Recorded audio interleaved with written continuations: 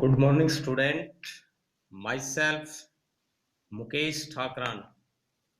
बेटा हम स्टडी कर रहे हैं ग्रेविटेशन चैप्टर 10 क्लास 9th।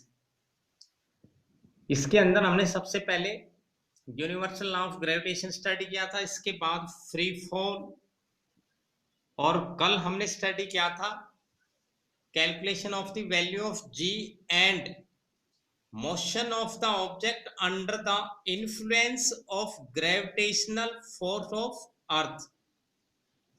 कोई भी ऑब्जेक्ट अगर अर्थ के ग्रेविटेशनल फोर्स के अंडर फॉल किया जाए तो उसका जो मोशन है उसको हम स्टडी करते हैं। जो तीन इक्वेशन हमारे पास यूनिफॉर्म मोशन की थी, the three equations of uniform motions become v equals to u plus gt, s equal to ut plus half gt square and 2gs equals to v square minus u square। बेटा इन तीनों equations में हमने क्या देखा कि जो acceleration थी वो किसके द्वारा रिप्लेस हो गई है? Acceleration due to gravity. यहां पर जो हाइट है वो डिस्टेंस बन जाता है और एक्सीलरेशन क्या बन जाती है? Acceleration due to gravity. ये दो पॉइंट्स मैंने आपको बताए थे। इसमें आपने जब भी आप motion under the earth gravitational force study करोगे, you must remember two things. When a body fall from a height under the gravitational field of earth, its initial velocity taken as 0। अगर किसी हाइट से किसी object को गिराएंगे तो initial velocity 0 होगी।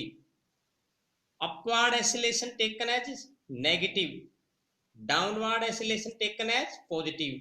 अगर कोई चीज नीचे से ऊपर गिरा रहे हैं तो फेंक रहे हैं तो a इक्वल टू माइनस जी लिया जाएगा, और ऊपर से नीचे आने वाली ऑब्जेक्ट के लिए a इक्वल टू प्लस जी। अब देखिए इसी के ऊपर बेस्ड हम एक न्यूमेरिकल प्रॉब्लम्स कर रहे हैं। आगे एनसीईआरटी में आपको इस तरह के क्वेश्चन मिलेंगे। देखिए, an object is thrown vertically upward and rise to a height of 10 meter. Calculate velocity with which the object is thrown upward and time taken by the object to reach the highest point. Highest point पर पहुंचने में कितना time लगेगा इसको देखो। What you have given? You are given height which is equal to distance 10 meter. Initial velocity कोई भी हम नीचे से ऊपर की तरफ फेंक रहे हैं, वर्टिकली अपवर्ड मोशन है। So we take initial velocity u and final velocity is 0। ठीक है, ये ध्यान रखना आपने। कोई चीज नीचे से ऊपर फेंक रहे हैं तो फाइनल वेलोसिटी क्या होगी? 0, और ऊपर से नीचे फेंक रहे हैं तो उसकी इनिशियल वेलोसिटी 0 होगी। टाइम t मान लिया। Now by third equation we have v square minus u square equal to 2as। A की बराबर क्या होगा यहाँ पे? Minus g. Acceleration due to gravity क्या होगी? अपवर्ड मोशन के लिए नेगेटिव, क्योंकि ग्रेविटेशनल फोर्स के अगेंस्ट बॉडी जा रही है। हम बॉडी को ग्रेविटेशनल जो फोर्स है अर्थ का वो नीचे की तरफ लगता है और हम ऊपर की तरफ फेंक रहे हैं, तो यहाँ पर जो ग्रेविटी है, एक्सीलरेशन ड्यू टू ग्रेविटी है, वो क्या होगी? नेगेटिव। तो यहाँ पे ए की जगह माइनस जी रख दो, और जब हम इनमें वैल्यू सब्स्टिट्यूट करेंगे तो v 0, u का आ गया माइनस यू स्क्वायर, ये हो गया माइनस 2 इंटू में 10 20 जी, और जी की न्यूमेरिकल वैल्यू क्या थी? फ्री फॉल में हमने देखा था 9.8 मीटर पर सेकंड स्क्वायर। तो यू स्क्वायर बराबर क्या आ गया? This one 196, and u equals to under root 196, और 196 का अंडर रूट क्या होता है बेटा? 14 मीटर पर सेकंड, क्योंकि 14 का स्क्वायर होता है। Now we calculate the second thing. ये हमने क्या कैलकुलेट किया है? Velocity with which the object was thrown upward. Now we calculate the time.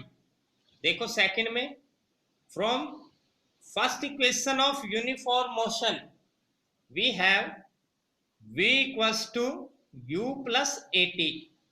यहां पर भी वही अप्लाई करेंगे कंडीशन v 0। u की वैल्यू हमने कैलकुलेट की 14 मीटर पर सेकेंड, a की वैल्यू g के बराबर होगी माइनस 9.8 t, तो यहाँ से t बराबर क्या आ गया बेटा 14/9.8, तो 9.8 का डेसिमल हटाएंगे तो मल्टीप्लाई 10, 14 1 जा 14, 14 7 जा 98, तो ये क्या आ गया बेटा 10/7, और 10/7 में कितने सेकंड होते हैं 1.42 सेकंड। 10 को 7 से डिवाइड करेंगे तो क्या आएगा 1.42 सेकंड। तो ये था आपका motion of an object under the influence of gravitational force of earth. कोई भी ऑब्जेक्ट अर्थ के ग्रेविटेशनल फोर्स के अंडर अगर फॉल किया जाता है तो उसका वेलोसिटी, टाइम कैलकुलेट करने के लिए, हाइट कैलकुलेट करने के लिए हम तीनों इक्वेशंस का यूज करेंगे जो हम प्रीवियस लेक्चर में पढ़ चुके हैं। तो ये आपका आज का लेक्चर है, इसके ऊपर बेस प्रॉब्लम करके देखनी है आपने। Thank you, have a good day.